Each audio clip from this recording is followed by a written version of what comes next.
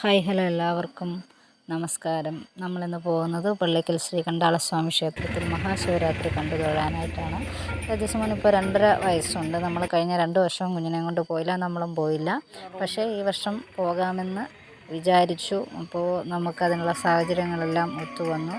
മാത്രമല്ല നമ്മളിനിയും ഓച്ചിറയിൽ കൂടി പോകണം. ഇവിടെ തൊഴുതിട്ട് ഓച്ചിറയിൽ കൂടി പോകണം. തേജസ്മോന് നേരത്തെ നമ്മൾ നേർച്ച പറഞ്ഞതാണ് അവിടെയും.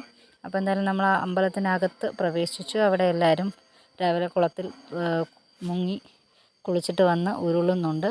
അപ്പോൾ തേജസ്മോൻ കുഞ്ഞായതുകൊണ്ട് നമുക്ക് ഉരുളിക്കാൻ പറ്റത്തില്ല. തന്നെയല്ല കുഞ്ഞിന് വയ്യാത്തത് കൊണ്ടും നമുക്ക് പറ്റത്തില്ല. അടുത്ത വർഷം ഭഗവാൻ അതിന് ഉള്ള വഴി ഒരുക്കി തരുമെന്ന് വിശ്വസിക്കുന്നു.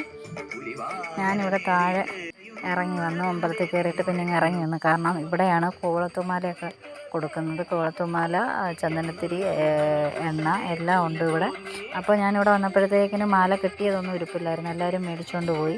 അപ്പോൾ ചേച്ചി എന്നോട് വെയിറ്റ് ചെയ്യാൻ പറഞ്ഞു. അപ്പോൾ ചേച്ചി എന്നിട്ട് വേഗം തന്നെ എനിക്കൊരു കൂവളത്തുമാല കെട്ടിത്തന്നു. ഞാനതുമായിട്ട് വീണ്ടും അമ്പലത്തിനകത്ത് പ്രവേശിച്ചു. അവിടെ ഭക്തന്മാർ ഉരുളിച്ച നടത്തിക്കൊണ്ടിരിക്കുകയാണ്.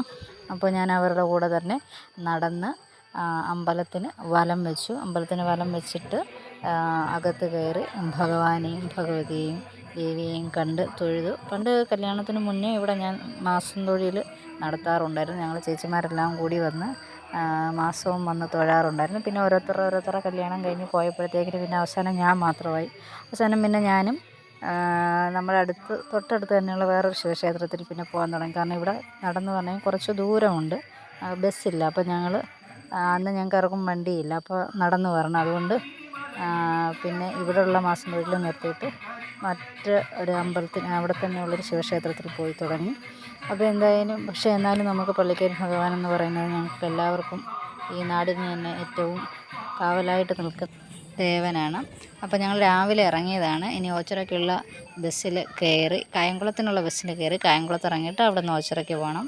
അപ്പോൾ തേജസ്മോൻ രാവിലെ ഒന്നും കഴിച്ചത് പോലുമില്ല. പക്ഷേ ബസ്സിലും മറ്റ് വണ്ടികളൊക്കെ കണ്ടാൽ തേജസ്മോന് അത് മതി. അപ്പോൾ നമ്മുടെ വീഡിയോ കണ്ട എല്ലാവർക്കും നന്ദി.